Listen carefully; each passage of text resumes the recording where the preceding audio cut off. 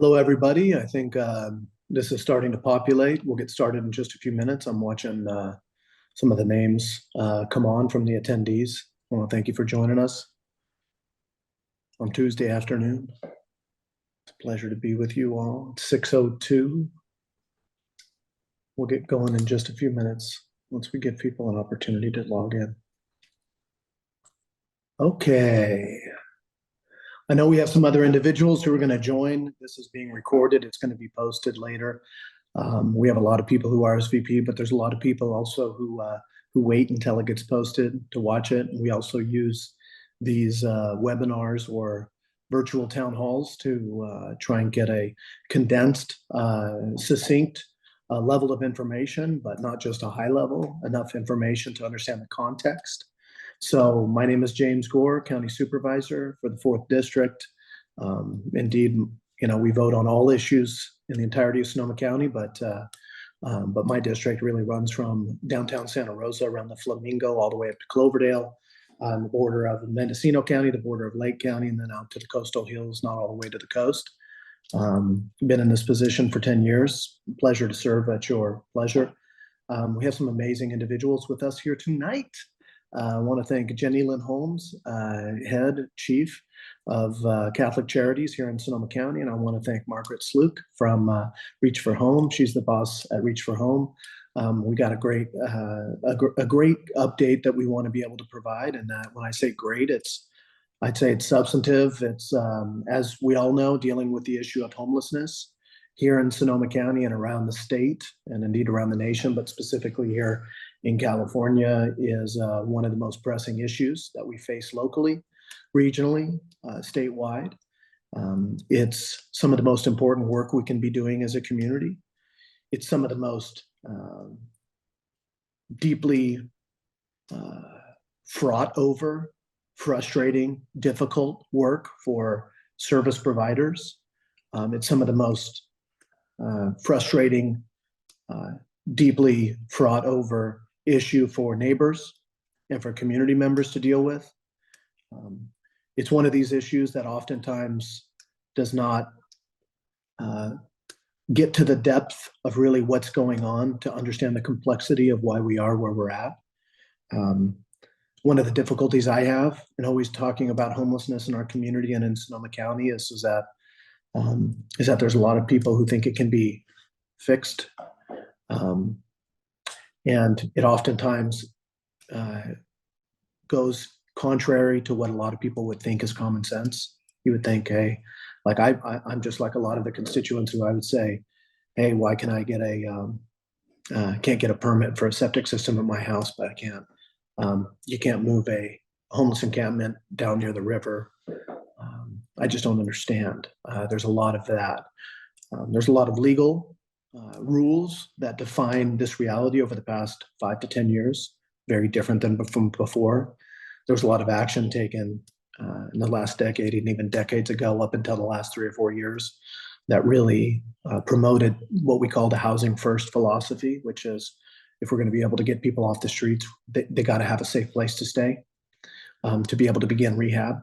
And whatever that means, whether it's substance abuse, whether it's just a stable start, to get a good night's sleep, to be able to go try and find a job, whether it's somebody dealing with mental health issues or crisis, or many of those things intertwined.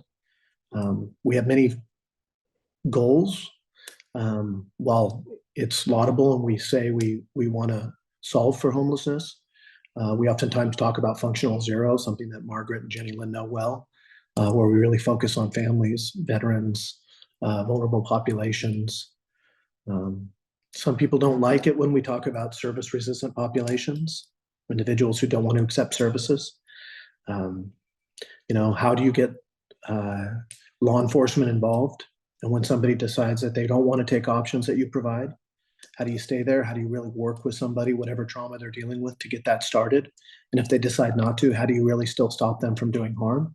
On the ground in a community, if that's what they're doing, devolving, but yet at the same time, how do you not just play whack-a-mole like was done, which for decades and decades, where encampments were just moved until they went into a place that kind of everybody said, okay, that's a little bit out of sight, out of mind. I think a lot of people don't realize that the history of Sonoma County and homelessness really, it started to become more present. It was always there, but it became more present because places like the river and the train tracks and many other, off-beaten properties where it existed. Actually, there started to be increased enforcement, which pushed people into the towns, into the cities. A lot of people don't realize that when the SMART train really started up and started to move, it moved an entire population. Our focus on water quality and on protecting our waterways, it's another area with encampments.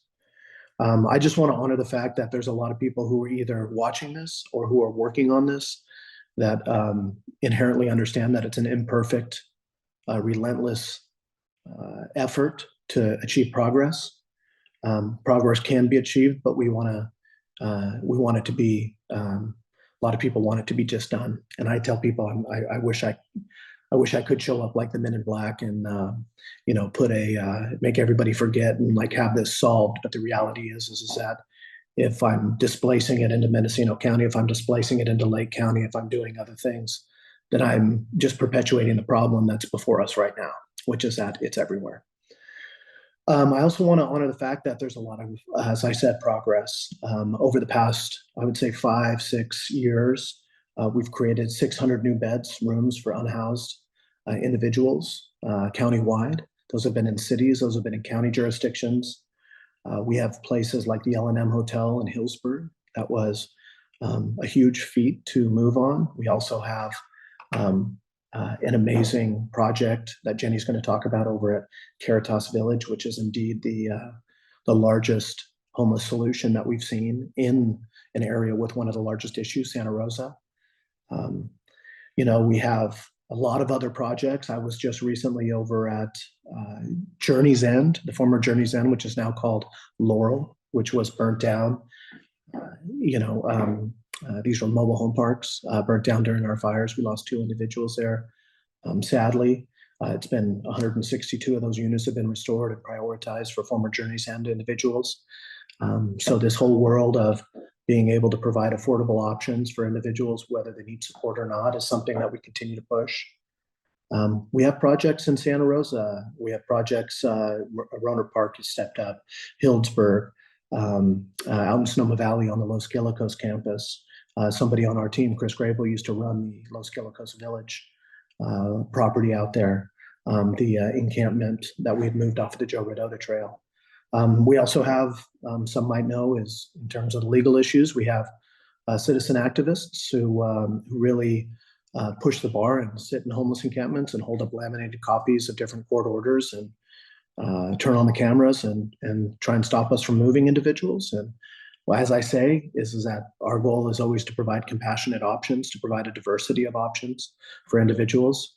But ultimately, we also have to take care of health and safety. We've had so-called sanctioned encampments at different times. Some of them self-managed, some of them we kind of stayed away from, but always creates a problem. And then we have what is oftentimes called the RV flotillas that move around.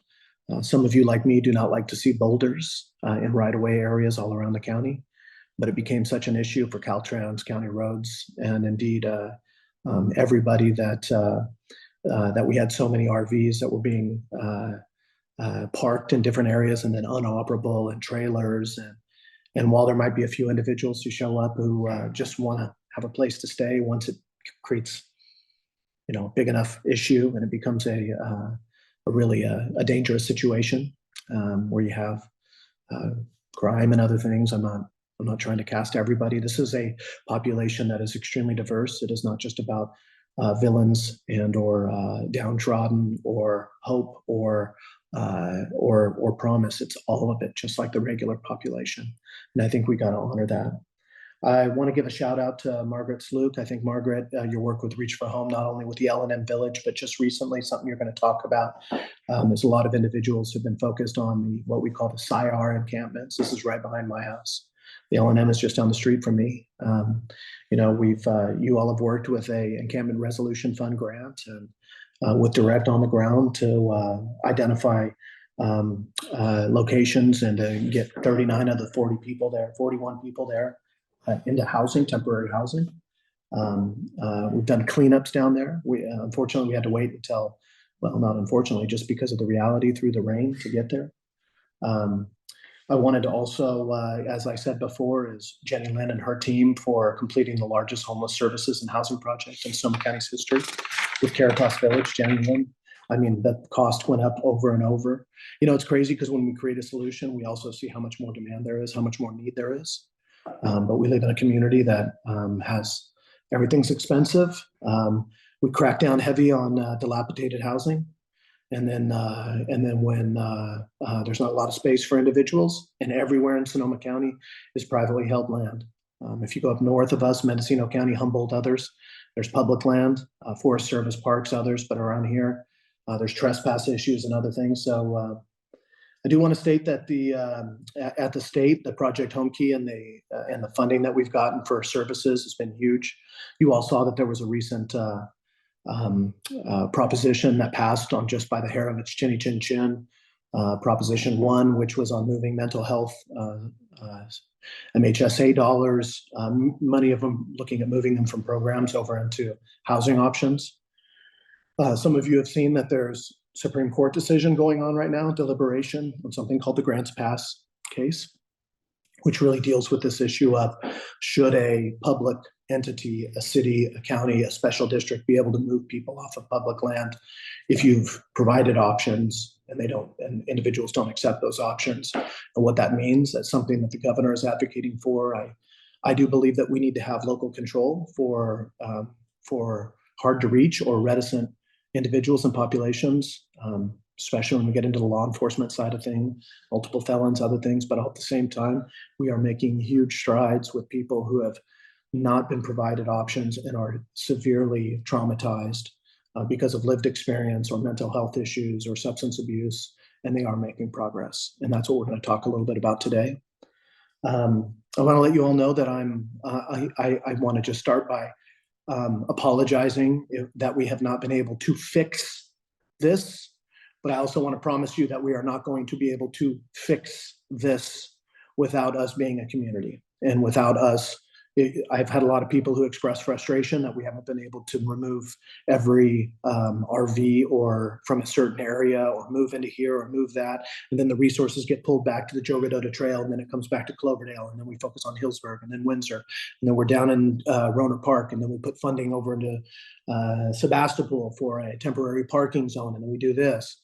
I just want to let you know that the Continuum of Care, which is the group of cities and counties and providers that really puts a lot of this money onto the ground, is strategic, but it is always inherently chaotic. So when you read an article that says everybody's pissed that they didn't get everything they wanted, go figure.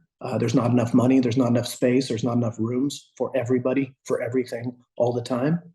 I do want to let you know that I and the folks on this call are doing our best. Thank you so very much. And I want to thank Supervisor Gore for putting this together and holding this space. We haven't had as much opportunity in recent because we're doing the work to have these conversations, and they're really important. And I want to also thank you for kind of reminding us that this is a very complex issue. This is not, we didn't get into this issue overnight, and we're not going to solve it overnight. It's going to take a lot of different parallel and overlapping pathways, but we are also making progress and know we have a lot more to do. So thank you for that. And I'm going to share some slides. I'm going to talk more globally around kind of homelessness overall, particularly here in Sonoma County, talk a little bit about the experience of homelessness, some of the things that we're trying to look at in terms of solutions. And then I think Margaret's going to cover more of the specifics around Northern County and obviously available to overlap in how we work with one another, because we're only as good as we all are together.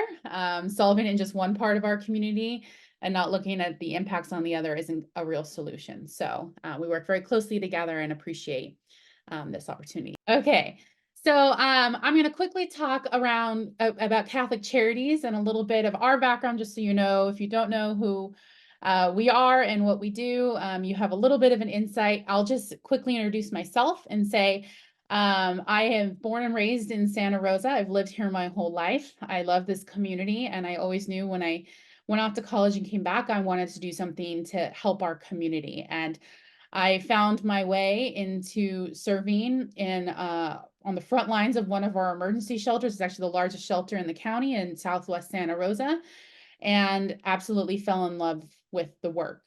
And I've been at Catholic Charities for 15 years, working all them from the front lines on the, working with individuals experiencing homelessness, and now in my current role as CEO. So I have a variety of perspectives that I've held, particularly on this issue over the years. So really quickly, Catholic Charities of Santa Rosa, our name might be a little misleading because we're not just Santa Rosa. We actually serve 6 different counties. We serve all the way up to the Oregon border. We provide services mostly in Sonoma, Napa, Lake, and Mendocino, but we do have some kind of specialized services that we do bring into Humboldt County and a little bit in Del Norte. And we serve about 20,000 individuals a year in our different counties. We serve in 3 core areas: homelessness and housing solutions, where we'll spend most of our time today, immigration and naturalization, helping individuals find legal pathways to citizenship in our communities, and then financial stability and crisis response, really focusing in on homelessness prevention, and also helping individuals when they experience a crisis, whether it's disaster or food insecurity or something along those lines, providing them support so again they don't become our future homeless population. In terms of our homelessness and housing programs, I'm going to talk a little bit about the different components, and I'll try really quickly to power through them because I want to spend most of our time talking about our situation here in Sonoma County. We do a variety of services. We do services predominantly in outreach and engagement, which is really, we have street outreach teams working in the community to engage individuals experiencing homelessness. This is a more recent phenomenon in this kind of service industry, but is absolutely critical because oftentimes we're working with individuals in major crisis and trauma. And the old way of doing things was, well, if you get to our front door, then we'll help you. But some individuals just getting to our front door is in and of itself an overwhelming and incomprehensible barrier. And so now we've switched the model that we go to them and work with them to engage in our community, in our encampments and on our streets and wherever the individuals might be. That's where we go. We also operate multiple emergency shelters across the county. I'll talk a little bit about our family center later on, in our Nightingale shelter. We also have Sam Jones Hall, which is a shelter that we operate in Southwest Santa Rosa with the city of Santa Rosa, and a variety of shelters in Napa County as well.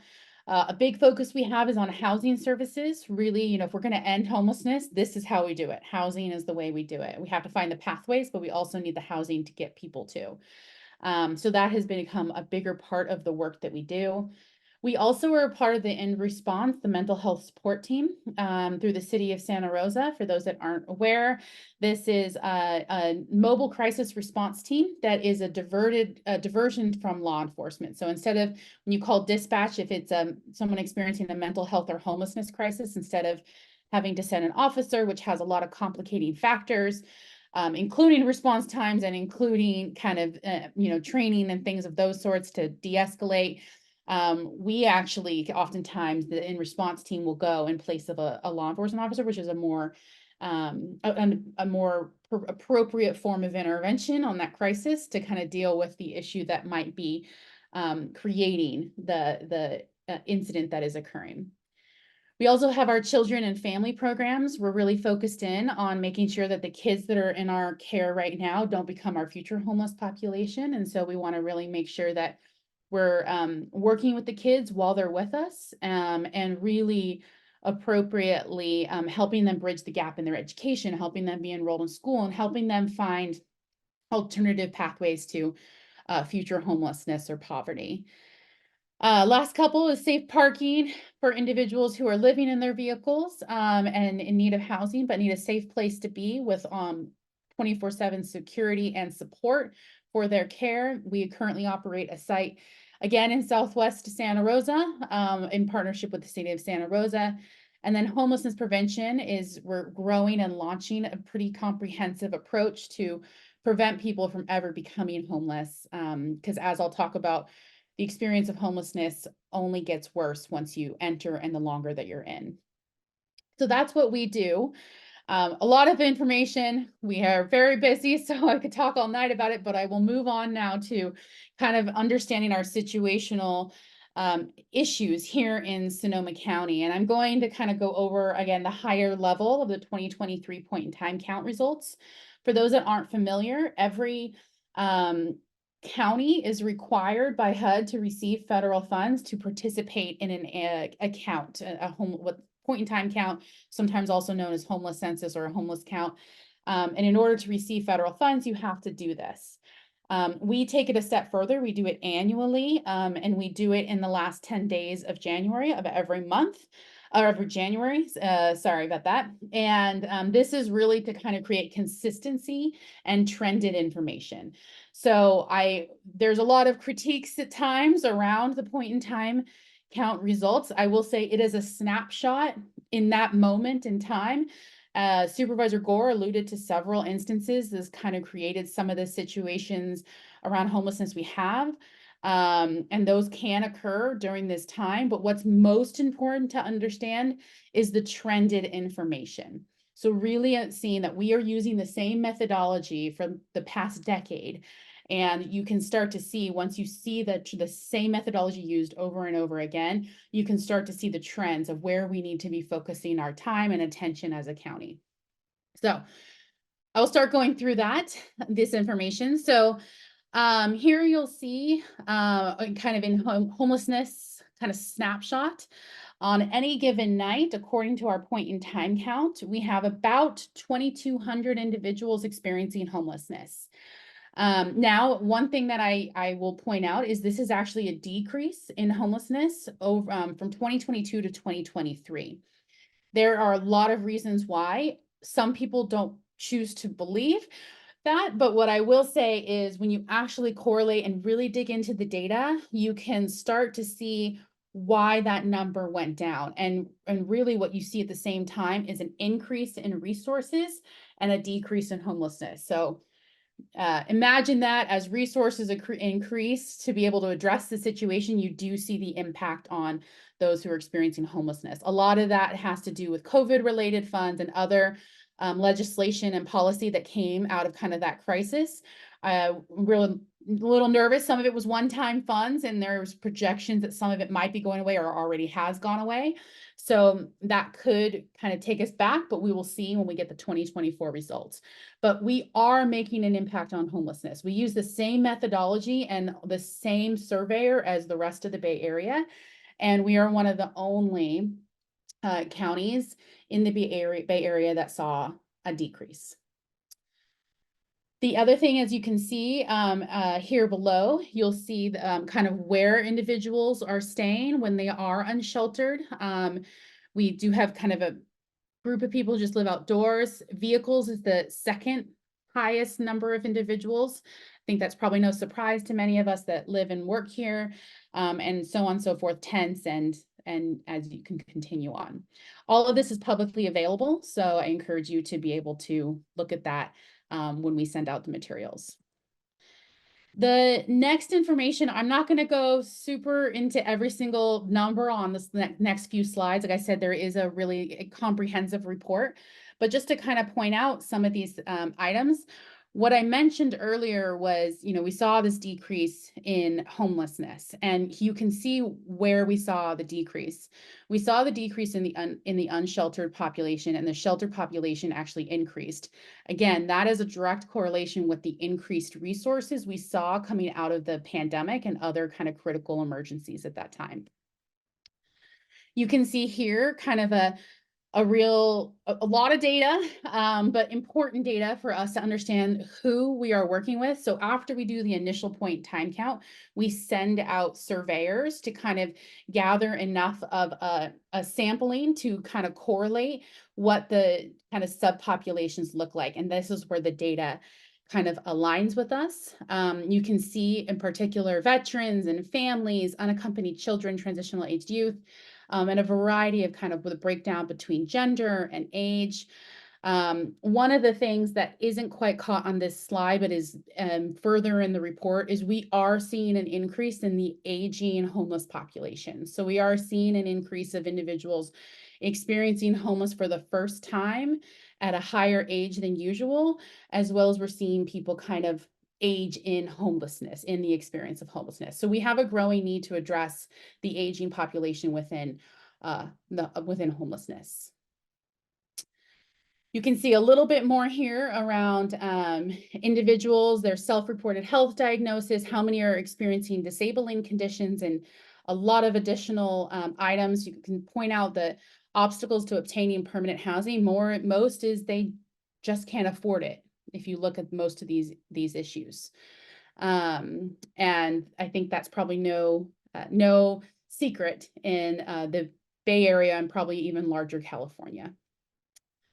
So that was the data, and a quick data snapshot on a very complex issue in just a few minutes. So I'm going to kind of transition us, because we do have that report that can be sent out, and happy to answer additional questions. It's about a 60+ page report, so I only gave you the tip of the iceberg, but happy to answer additional questions when we get to that point in this conversation.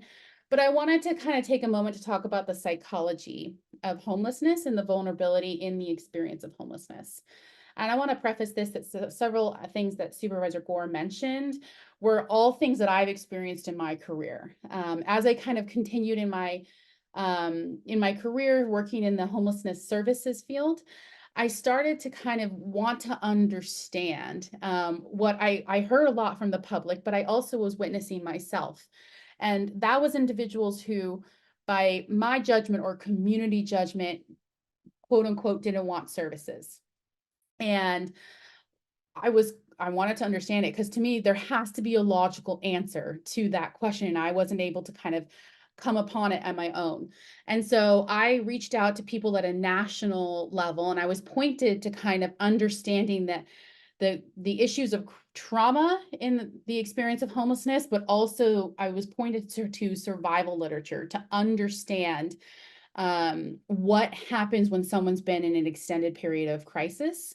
And I'm going to talk through those two concepts, which really helped me understand why, when those of us that are having kind of our basic health and care needs are being met, we might make a different judgment call. But if you aren't getting that, you're coming from a very different place of decision making and reasoning about what you're trying to accomplish. And I'm going to talk through what that all means. So the first thing is to understand that 53% of those who have experienced homelessness have suffered from a brain injury. 75% of those who experience homelessness have experienced a major trauma. And the data shows the longer someone experiences homelessness, the more acute and co-occurring those vulnerabilities are as they increase. Now, what does this mean if somebody has a brain injury and or a major trauma, or more likely in this scenario, both? Well, this is again what the data shows. People who've experienced trauma are 4 times more likely to become an alcoholic, 4 times more likely to inject drugs, 3 times more likely to be absent from work, 15 times more likely to commit suicide, 3 times more likely to have serious job problems, and the list unfortunately goes on of the horrific things that someone experiences as an outcome of their trauma. So what I normally ask when I kind of walking through this is, when you see the experience of homelessness in our community, you're seeing this. You're seeing these kind of ripple effects of, someone who might be, unable to find work, or might be, injecting drugs or something along those lines. But the reality is, if you correlate back to why that may be happening, it's very likely because of a major brain injury, major trauma. This is not everybody in the experience of homelessness, but it is a significant portion, and it's an important piece to understand. If we really want to solve homelessness, we need to get to the root of why someone might be experiencing homelessness, and why there might be these kind of continuation outcomes that you can see here. And then the last piece I want to talk about around the psychology is this concept of presentism. And I'm going to ask you, bear with me, because this is an important concept. And oftentimes when I talk to people about this, this is the piece that resonates the most with them. So I was, again, like I mentioned earlier, pointed to this concept of what happens when someone's been in extreme crisis, and look in their survival literature around what that happens to somebody's psychology and their ability to adapt.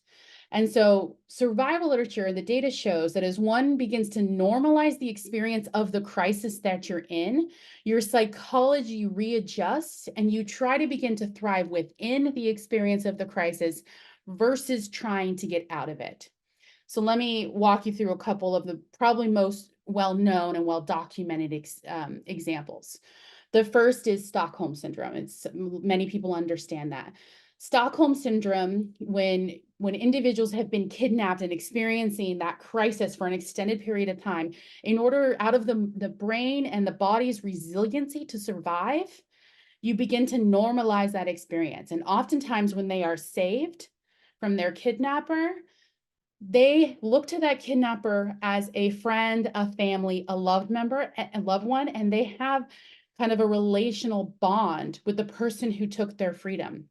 That's not necessarily a normal reaction if you haven't been in that extended period of crisis, but because of their ability, their mind's ability to try to survive that crisis, that's what they start to see.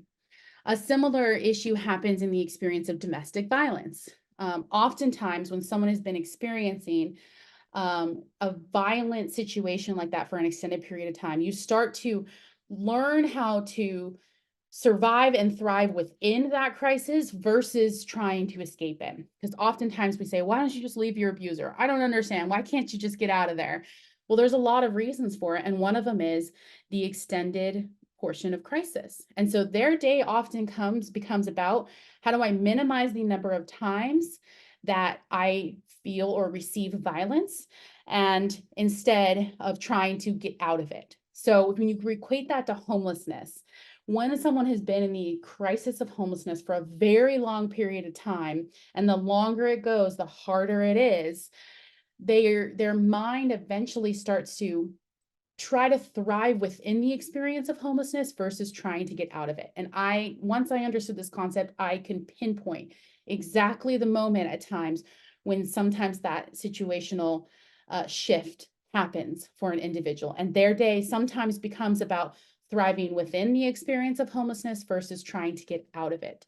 It's not because there isn't a desire. It's not because it's a better situation in some situations than being housed. It's because they have normalized it in order to survive.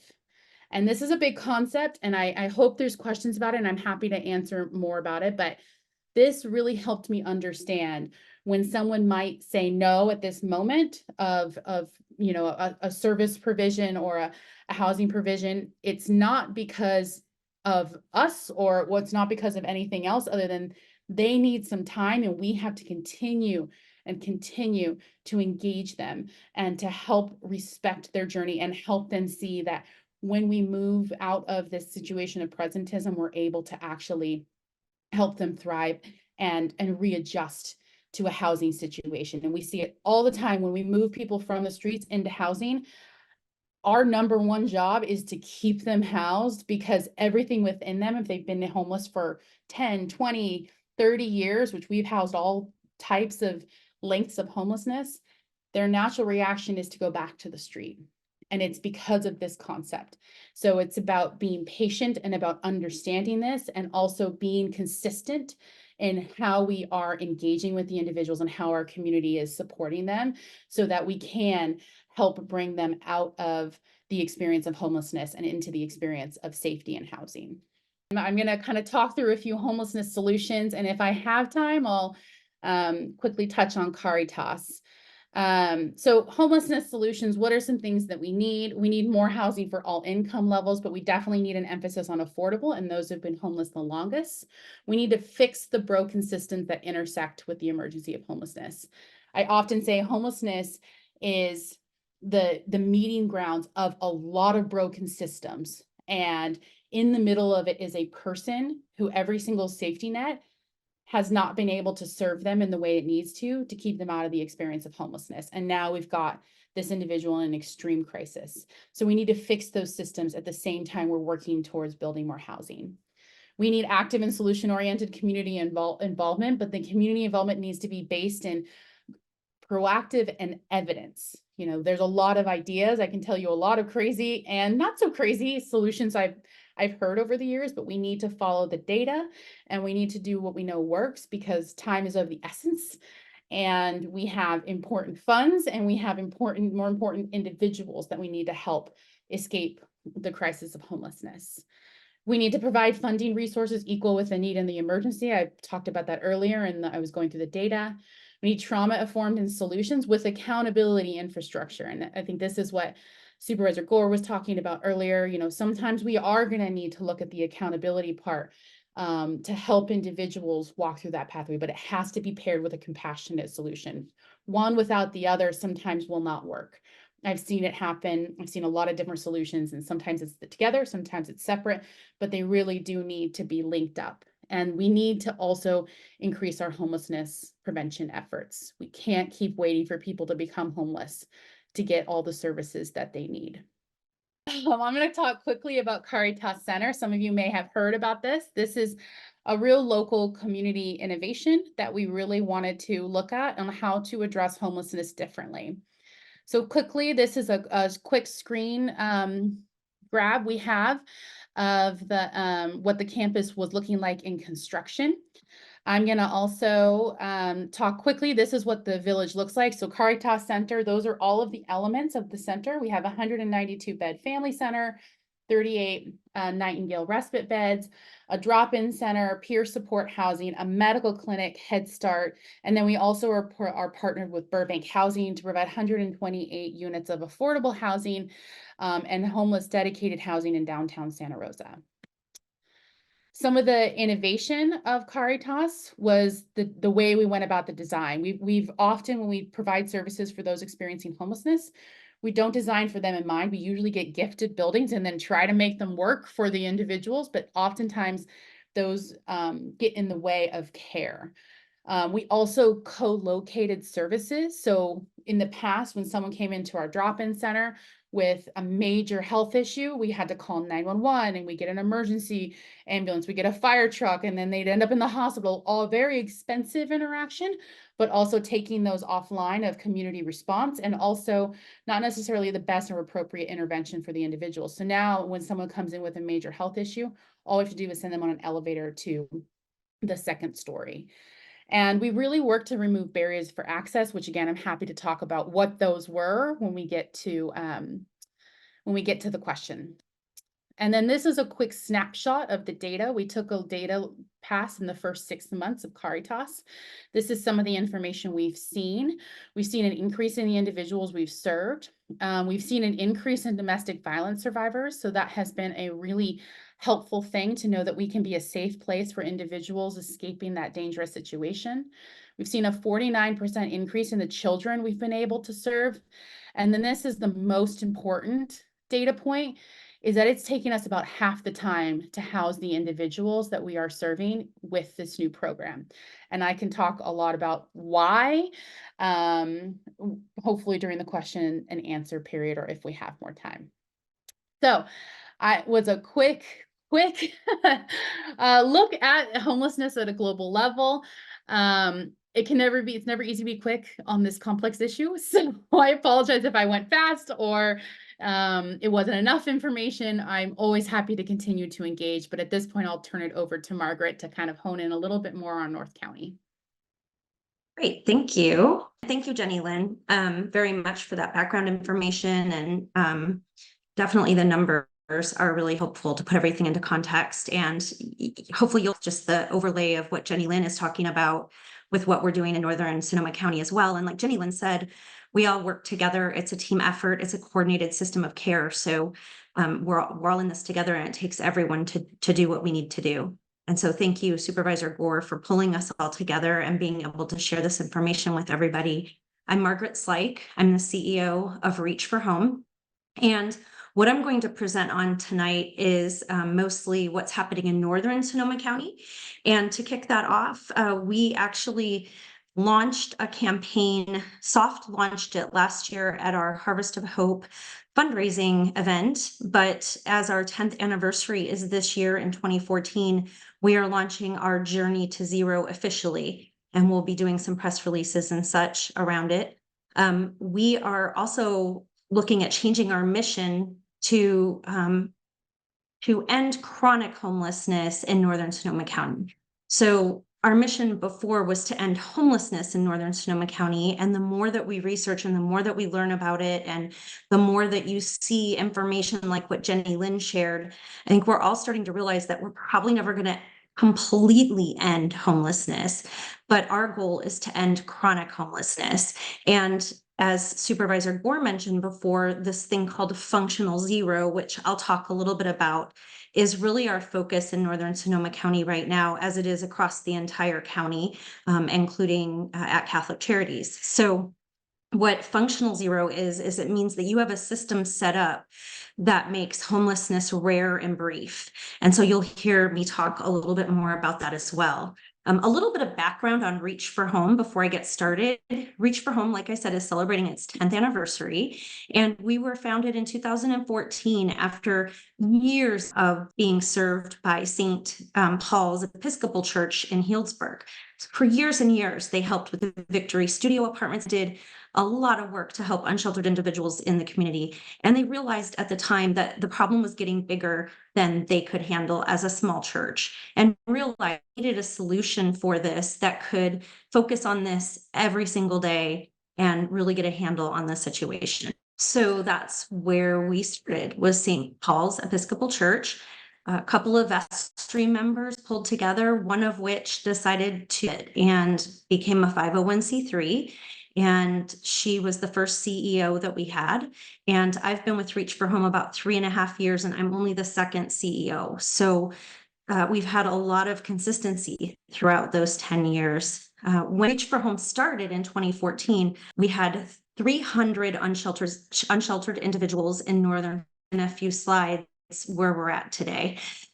So a little bit about the programs that Reach for Home offers.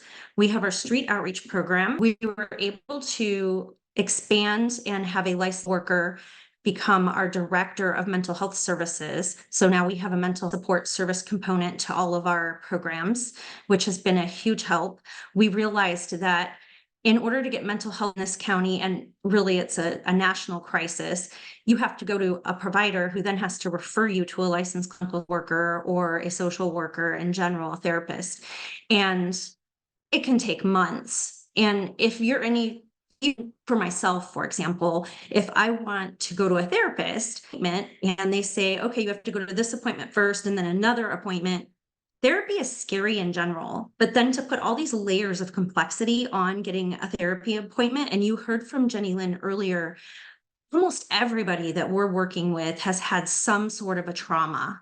And I'll say over 90% of people that we serve in northern Sonoma County they have some sort of a mental health disability and co-current drug issue. A mental health issue in and of itself. It is not separate. It's one and the same. And without that on the ground mental health support, you lose people. 3 months down, you're less likely to go to the appointment. If they're ready for therapy, they need to have it today. It's scary enough to be in the situation they're in, and then have to wait for months to get it. So that's where our mental health support services came from. And I know a lot of other service providers across the county are also offering that. And so that's been a huge deal for us this year. That's full wraparound case management. We have our homelessness prevention, which this year we also expanded to include up to and sometimes more than 3 months of case management with mental health support as needed. We need to keep people housed. You heard Jennielynn also say that, so you'll hear me say that also again. But we were able to expand our program thanks to a private event, and it has been going really well. And we have already served I want to say around 15 people, and we've only been doing the management for 2 months. So it's much needed. Not to mention that once you get people housed, keeping them housed is where the starts. It's hard enough to get someone housed, but then because of that presentism that you heard Jen talk about, they have a really hard time staying housed. And so we have to, as we go towards this functional zero and as we end chronic homelessness, if we don't put our effort to that, we're going everywhere. So that's where we're 20, we're 205 total. And you heard the high level county point in time count information. 2023, we were at 103 total. So together, just in those 3 short years, we were able to create sheltered homelessness in Sonoma County or in Cent. So we're at a point where we feel we can reach functional zero as a Northern Sonoma County subregion. One of the things that really helped us get to where we are is the launch of the L&M Village. And the L&M Village is one of the Project Homekey funded sites. And it was a huge partnership with the City of Healdsburg, Burbank Housing, County, and Reach for Home. And we were able to open in November of 2022, and you can see some of the statistics here. There are 22 units. Some of those can be doubles, so we can have couples. So sometimes the capacity is more than 22 people, but there are 22 units. And to date, since we opened, we've served 63 chronically homeless individuals. It is for chronically homeless individuals because that is about 90% or more of all unsheltered individuals in Northern Sonoma County. So, and it is the priority of the strategic plan of the Homeless Coalition Board, which was the Continuum of Care Board, was to focus on chronically homeless individuals. So it all aligned, and that's how we opened this support service, was for chronically homeless. 24 of those people have already secured permanent housing. 8 are in different long-term interim housing solutions on their way to a permanent housing solution, and 15 have exited back to homelessness. However, 7 of those still worked with our street outreach and still worked with our mental health provider, and they are now permanently housed. So they were exited, but they still successfully were able to get permanently housed through our services. 61 of those individuals have increased their income. It's one of the things right when they come in that we do is make sure that they can increase their income and are taking advantage of services that they might need, subsidies, that sort of thing, and then connecting them with employment when possible. The SIRE Encampment Resolution Funding Grant is another part of our success and why our numbers are going down. We were able to secure $2.7 million in an encampment resolution funding grant that you heard Supervisor Gore mention earlier. And that allowed us to purchase a house in Windsor that can house up to 6 people. We were able to, this also was a part of how we were able to get our mental health support up and standing full time. And we were, when we started at 42 plus or minus, and this is, sorry, I should give some context. The SIRE encampment is the people living along the Russian River, all the way north of Healdsburg, all the way to south of Healdsburg, on this property owned by a cement or rock company named SIRE. So we call it SIRE, but it's really the Russian River.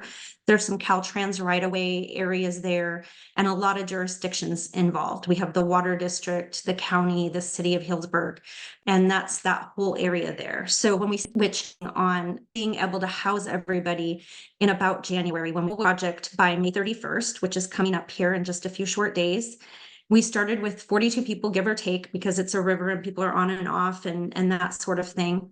And as of today, we have 4 people left. It was actually 3 people are left. I think one got housed, one got housed yesterday. Of those 3 people, they have all said that they'll take services at one point or another. But it's, things you don't think about. Like some of them don't have IDs, and getting them to the DMV to get the IDs can be tricky, and those sorts of things. The average stay of the people who are unsheltered at SIRE was over 10 years of homelessness. So think of all those things that Jennielynn just said, and think of, how hard it is to get people to make that change.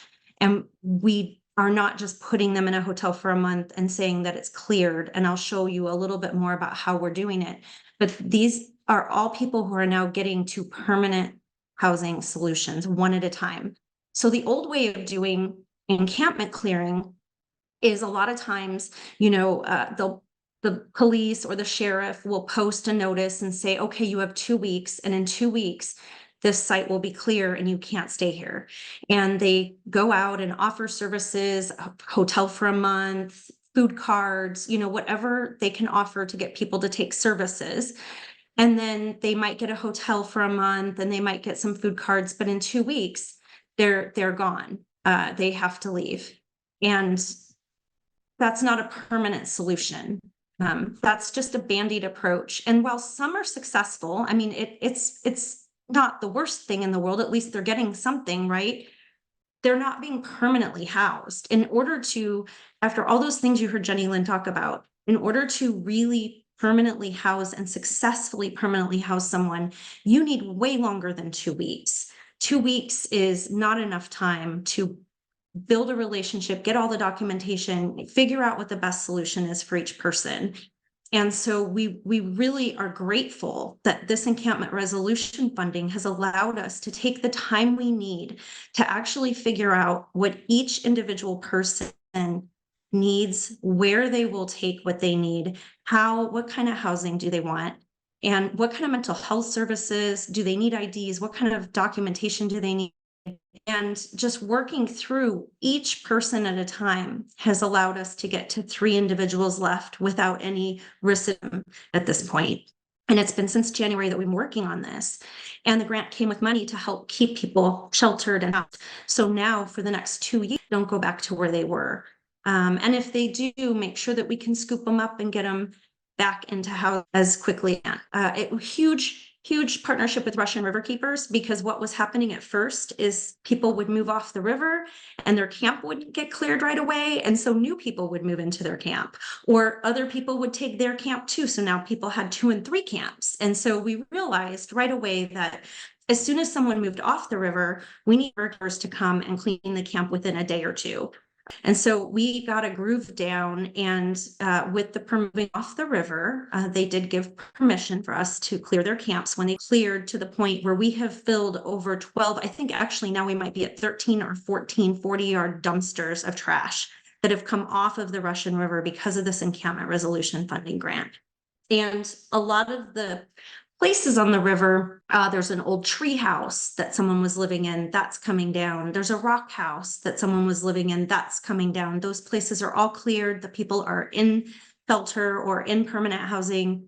Like I said, there are 3 people left. So a huge thank you to Russian River for being a great partner there. How do we get there? This is a little more about the individualized subregional approach. So we really focus on Northern Sonoma County, but we also partner system-wide.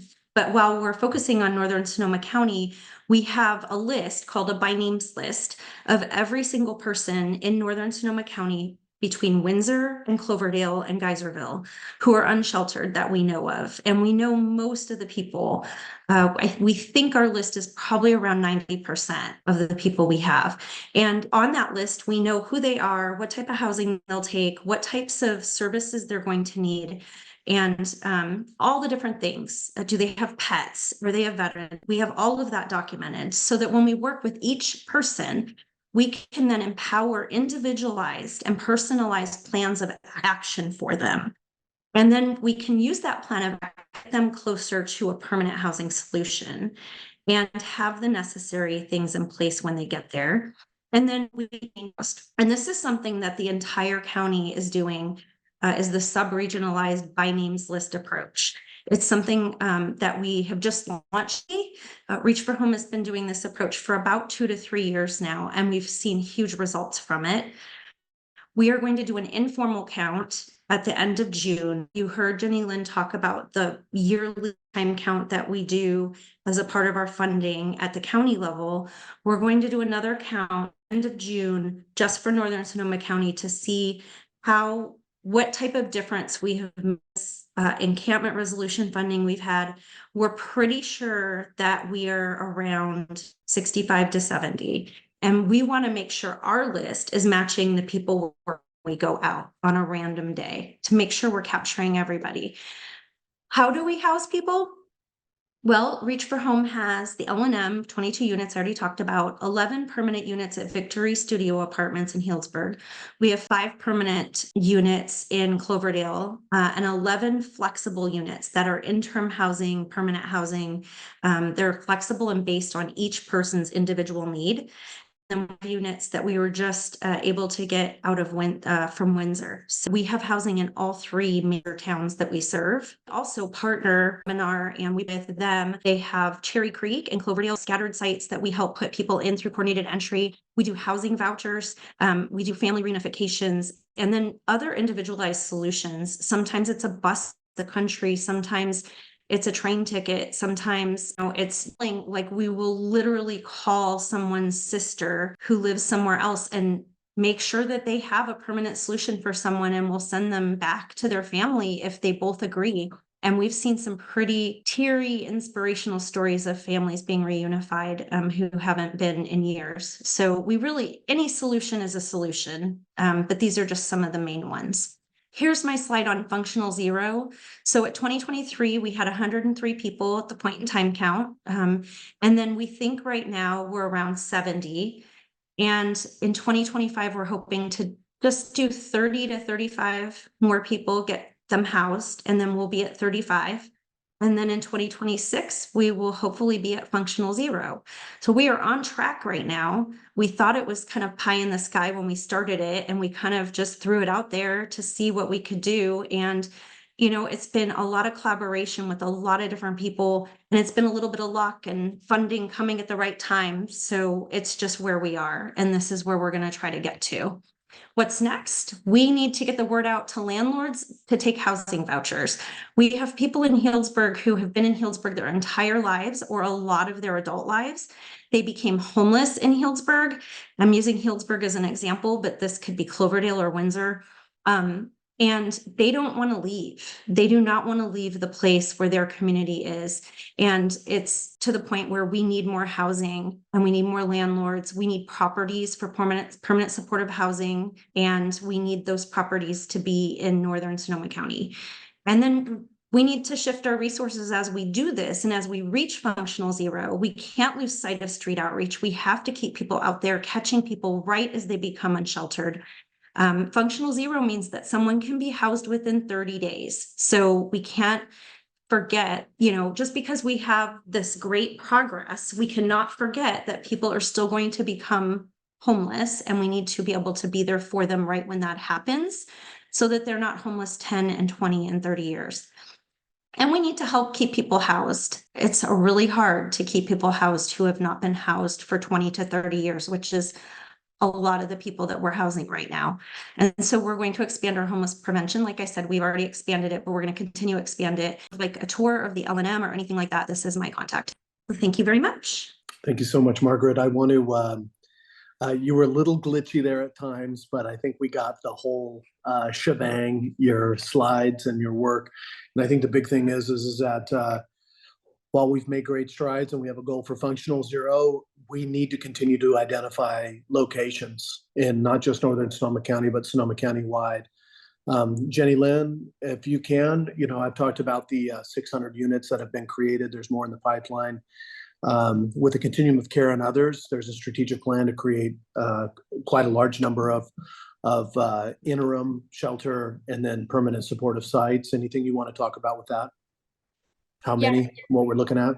I have to recall in our strategic plan, but interim housing is a critical part of what we do, because in order to get people into housing, we need to kind of have them in a safe place to work through the process and getting, we can build the units, but we have to also know that individuals, there's a process. You have to go through documentation. You have to have, driver's license. You need to have all of these forms of identification. But if you're homeless, you may not have all those things. So having the interim housing is a great opportunity, and the county has taken big strides in helping to create those at a pace that I've never seen before, which is why we've seen that decrease in homelessness is because of all of the interim and permanent housing options that have arisen. Great.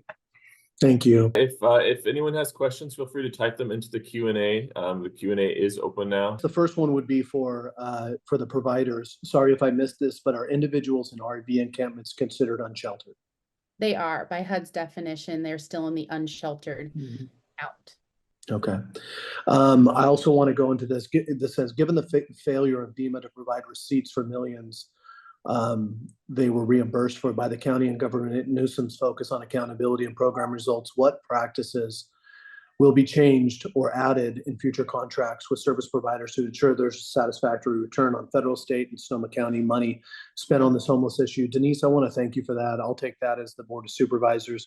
You've read about quite a bit of it in the papers. We reviewed it in closed session. Then we came out and made really an assessment in open session. DEMA no longer works with the county.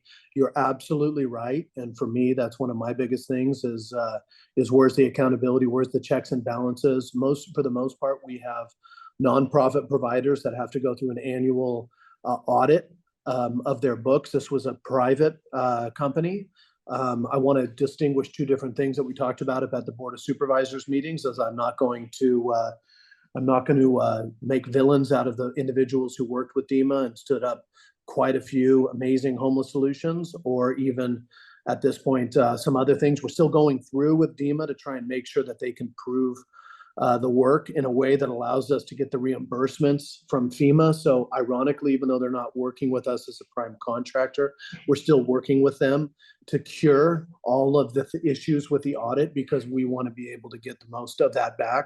The other side is I was the strongest one of the strongest, but everyone was strong at the Board of Supervisors saying what was lacking? Why was this a part of our contract requirements, and where were the contract checks and balances that missed that, or are we still pulling those in? So the story is yet to be told on the entirety of this.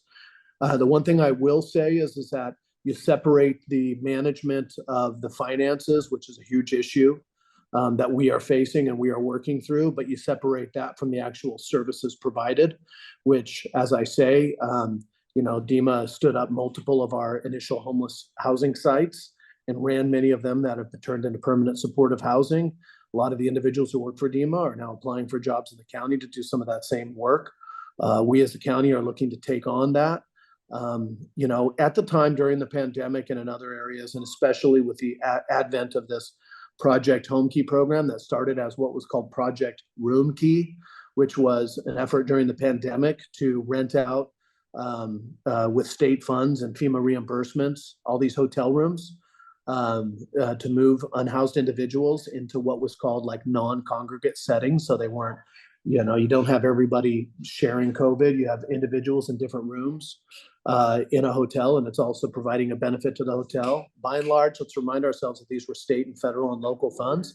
A big part of this is that the services were provided, but a lot of, I wouldn't say fly by night, but a lot of providers had to start and create the capacity to be able to manage these right off the bat. This went from a 0 to 80 miles per hour program in terms of like standing up a site, purchasing a site, getting individuals into it, the governor with a mandate, but putting the money on the table for a 75% cost share. And then for us to be able to not only hire people to manage the site with backgrounds to be able to work with trauma-informed individuals, but also to be able to take it the next step, pay for security. It's very expensive to do this work, but we've shown time and again that the burden on society for not dealing with this issue is far larger, but that means we got to eat it one way or the other because we got to do right by it. I appreciate the question. Question from David. First, he thanks for all you do. What is the extent of people experiencing homelessness refusing service, and what can we do about that population? Margaret, do you want to jump in on that? And Jennielynn, back her up on anything. But I think this really goes to your your by names list and individuals you work with, and honestly, the difficulty in certain areas where we might provide housing, but individuals might have a background that doesn't qualify for that housing too. Talk about really the ground truth of some of that complexity. Yeah, it's definitely there, and you heard the reason why earlier. I would say though, in northern Sonoma County, we probably have about, at this point, maybe 10% who are like, I'm never going to take housing. And the way we deal with that is we just keep building that relationship. We just keep going and coming back and building trust and sprinkling seeds.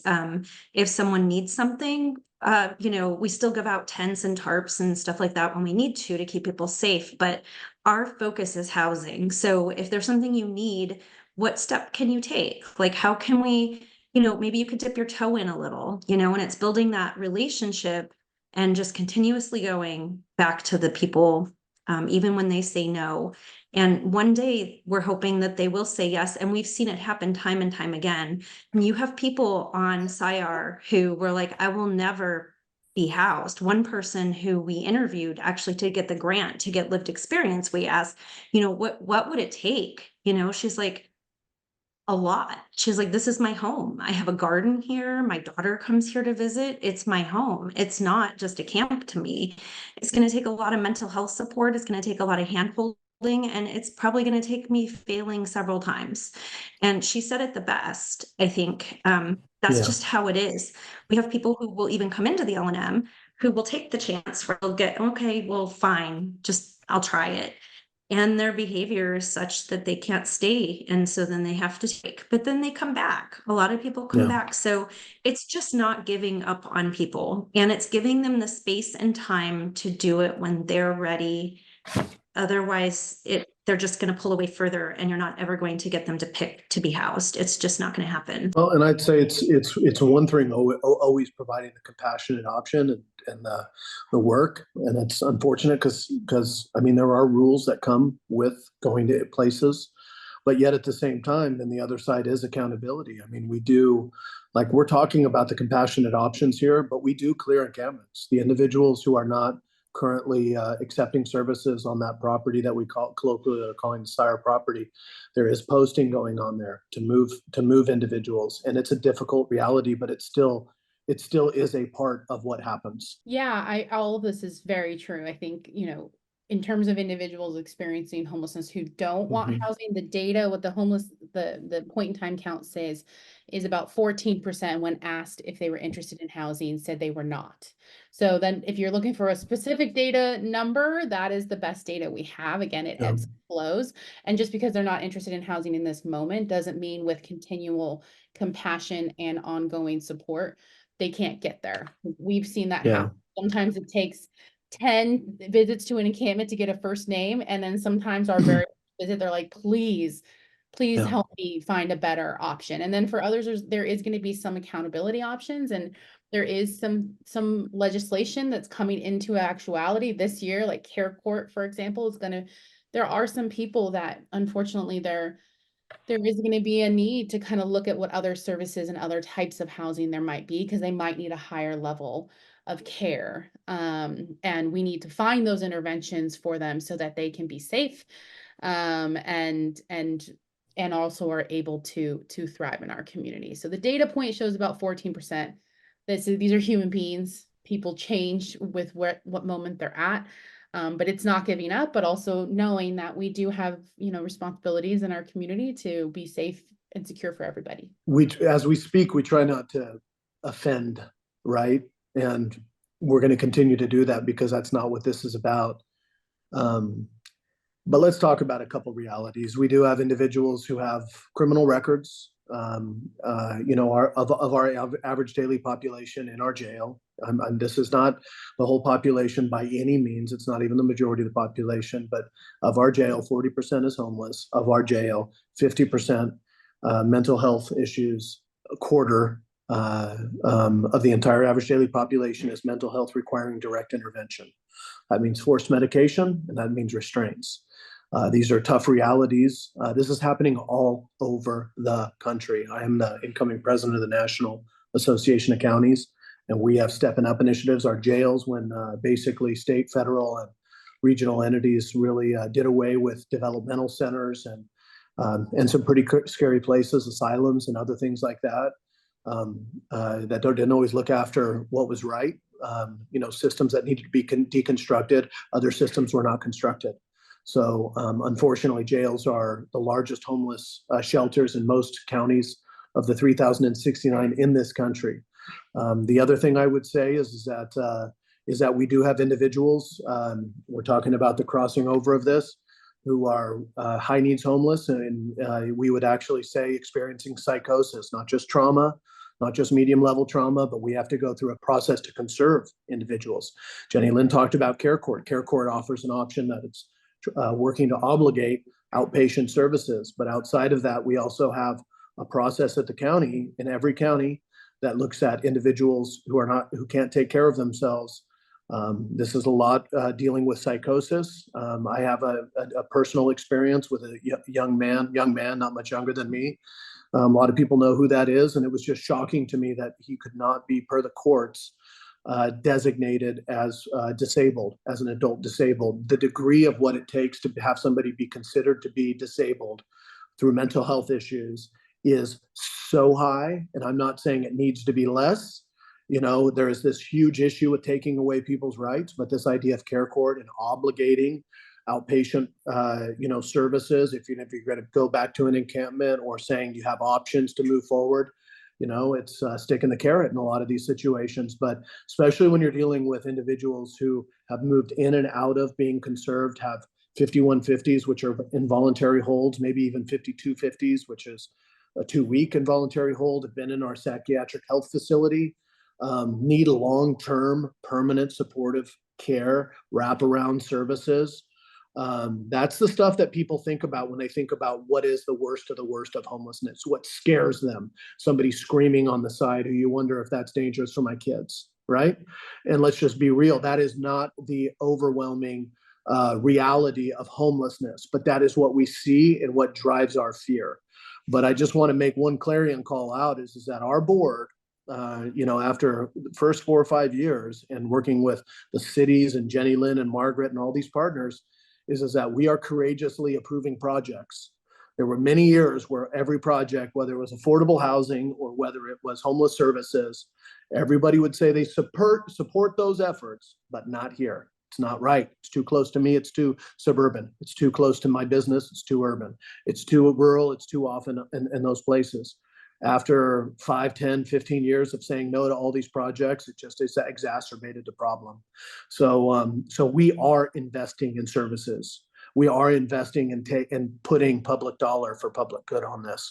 It is expensive. It is time consuming, but I dare somebody to show me a different option that yields results. Imperfect, relentless progress. Couple other questions. The next one from Dave: will the county work to allow more garage conversions and ADUs to provide attainable shelter? If I would say with land use, I mean, the county is one side of it. And, you talk about garage conversions and other things. We have expanded to every extent we have made possible accessory dwelling units, ADUs, which is granny units, let's say, ADUs and JDUs, which JDUs are a little bit different. It's like sectioning off a side of your house so that somebody can live within it.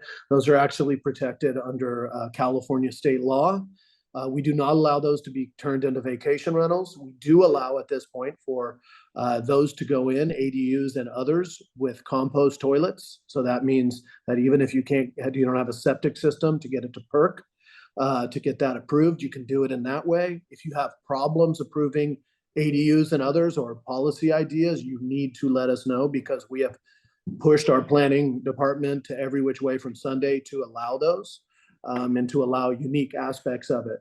With respect to garage conversions and other things, a lot of that comes into the JDU, the junior accessory dwelling units. I would look up, if you're specifically interested in, and if you could do that, if you could turn your garage into a conversion. I'll be very honest. California, we've made it so expensive and we require perfection out of projects. It's a very big issue. It's a very big issue for housing, if you can think about it. But if you feel like you live in the county and you can't get a permit, either because of whatever you're dealing with the permit department or there's a zoning issue, please let us know. And Kate, I want to honor this. Just want to say there have been at least 3 vehicles on North Geysers Road for at least a year. I've driven that the last 2 weeks. I know we've made a lot of progress there, but those need to be taken care of. Kate, I want to thank you for letting us know. We sent an info out. I'm trying to get our folks back out there to deal with it, and we will follow up. Keith, can you please connect with Chris and I on that specifically and see if we can get a discrete solution. I appreciate it, Kate. Thank you all very much. One more question from Anna. She's asking, when people stay in their vehicles past the posted limits and add litter to the area, what is the challenging in moving these vehicles? Yeah, I would say it's there's two parts. One is we as the County of Sonoma, we passed a camping ordinance, or an anti-camping ordinance per se as well. We were under injunction by a federal judge that did not allow us to clear encampments without approval from that judge, which required plans for everything. And it is extremely difficult with a judge who is not on the judges should not be making policy. They should be holding us accountable to policy, but not making policy on the fly. Created a huge issue. We were able to get our camping and anti-camping ordinances passed. Many of the cities have as well. The vehicle code is what manages RVs. I have been trying to bring that forward to the board so that we're very clear. You have to notice. People have a right under Martin v. Boise, the law that passed, to be able to sleep and not to be able to squat indefinitely. Let's say that, but it's part of this idea of, you know, if you just keep moving people relentlessly all over the place, you got to let somebody sit down and sleep somewhere. And if it's not on private property, that's what Martin v. Boise really said. Then they should be able to sleep in your park for a night, or they should be able to pull their car over. But squatting for multiple days is going to require that we do what we've been doing with the boulders, which is that we put signage everywhere, that we have patrols moving around. A part of that is just coordination. So I will be honest, there's been certain areas where we haven't been able to clear them out quick enough, because sometimes you'll go over and you're like, oh gosh, well, we don't have a program to pay basically $1,500 to tow this non-operational vehicle over here. But then the neighbors look and they're like, come on, man, come on, county supervisor. I got, a trailer over here that is dilapidated and you need to get it. So I think at those times, we need to find solutions, even if whether it takes us a week or a month. There's areas like out on Geysers Road up in Cloverdale, right near the Mendocino County line, that are really tough areas, stinky areas. We have a park going in. We did a huge movement of encampment out of there, clearing out the river area to prepare for the park. There's road work. There's K-rails out there. I drive by and sometimes there's individuals who are parking basically halfway into the road with a tent kind of moving onto it. We've been able to make a lot of progress in that area. In the rural stretches, I honor the frustration, but we just need to keep making progress. So keep putting pressure on us. I don't mind that. We're not going to, whether I respond to you every week or every day or otherwise, we're going to do our best to get you the answers, but also take action.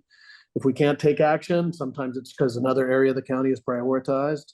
I hate to say it, but I might be directing folks to work on an area up in Geysers Road, and then all of a sudden the Joe Rodota Trail blows up and it takes the majority of the county resources for 50 individuals in tents. I don't get to, in an executive way, run everything in the county, but I will always forge progress with Margaret and Jennielynn and Keith and the rest of our teams and those of you who are in our community. I don't know if we have any other questions, but I just said that because I didn't see any, and this might be the end of our evening together. One other thing I would say about the last gentleman who asked the question about cars is just feel free to reach out to Reach for Home as well, because a lot of times when people are living in cars, if they're in northern Sonoma County, and I don't know, Jennielynn can chime in if they do this as well, but we take people's requests to try to help. I mean, we're not the police. We can't enforce anything, but we work really close with the police in Windsor, Cloverdale, and Healdsburg. So, and we're all kind of aligned. The cities are wonderful and hugely supportive. So if you see someone in a car that is trashing something, or you're concerned about them, even let us know, because they're harder for us to find. When people are living in cars and moving around, we might not even know they're there. So always feel free to reach out to us, and we can go do a well check. We can kind of, if we know them, we can kind of say, hey, how can we help keep this trash at bay here, and we can work with the police. No, I'll just agree. I think that sometimes it's understated how important our correlation is with policymakers, law enforcement, Mhm. and the homeless service providers. We can't do any of our jobs without one another. With Martin v. Boise, you can't necessarily take any enforcement without an appropriate service interaction. So in that scenario, can we get them parking? Can we find alternative motives? But also there's another pillar of this, which is the community. Like Margaret mentioned, sometimes where we are looking for these people, we might actually have housing. I've had where someone called us and we've been looking for that person for weeks because we had a housing slot for them. So it is important to let us know, because we might be able to do something as well. It doesn't require law enforcement. And law enforcement, they're some of our biggest supporters at times too. When we first opened our first permanent supportive housing unit, they were helping us move people in. They went and bought bedding for people. They do want to see, they don't want to have to keep going on these calls. So if they can get us involved or the policymakers involved, we all win in terms of helping that particular individual. Because no matter what our perspectives are in terms of the cause or the solutions around homelessness, I think we all agree less homelessness is better, including for the person who's experiencing it. So if we can all agree to that, we can get things done together. What a beautiful point to end on from you both is yeah, sure. If you see something, say something, number one. But also if you see something, you can do something. And I say that because the biggest thing for us after the fires was reminding everybody and us as individuals is that the system is never going to be perfect. Make the phone call, try and figure out what's going on, get involved. I tell people all the time, my only pet peeve these days is what I call strongly held, lightly informed opinions. If you're fired up, get involved. Let us know. Bring it to the table, as Margaret and Jennielynn said. Maybe there's a lot of individuals who call me and say, well, why hasn't this been fixed? And I say, I didn't know about it. And they're like, well, how can you not know about it? And I said, I don't have roving bands of county employees going out to check on either wineries making too much noise or a homeless encampment here or there that's off on a rural road. I just don't. But we do our best. Everybody, blessings. Keith, thank you for your work. Jennielynn Holmes, Margaret Sluyk, y'all are rock stars. Thank you. Keep up the good work as you do public service and try to do better. It's always hard, but you got to keep up the faith. Blessings.